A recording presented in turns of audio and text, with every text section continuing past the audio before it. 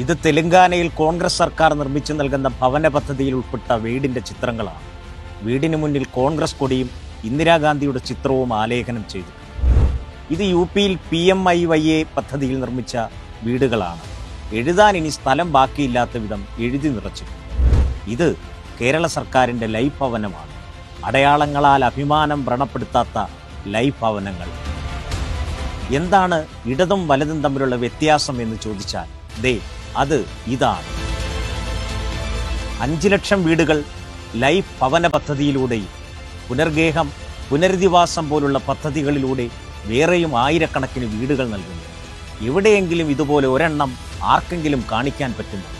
കുറച്ചു മുമ്പ് കേന്ദ്ര സർക്കാർ അവരുടെ എന്തോ യോജന എന്ന പേരോ എംബ്ലമോ വെക്കാൻ വേണ്ടി പറഞ്ഞപ്പോൾ പോയി പണി നോക്കാൻ പറഞ്ഞ സർക്കാരാണ് ഈ നാട് ഭരിക്കുന്നത്.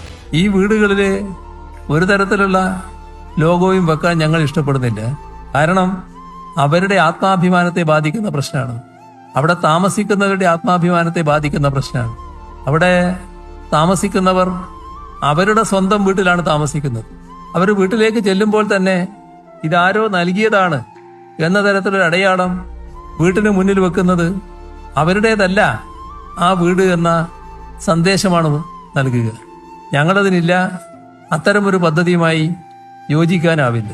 പാവങ്ങൾക്കും അന്തസ്സും ആത്മാഭിമാനവും ഉണ്ടെന്ന് കരുതുന്ന പാർട്ടിയും മുന്നണിയും സമരനായകനുമാണ് കേരളത്തെ മുന്നോട്ട് നയിക്കുന്നത്. അതാണ് ഇടതും വലതും തമ്മിലുള്ള വലിയ വ്യത്യാസവും.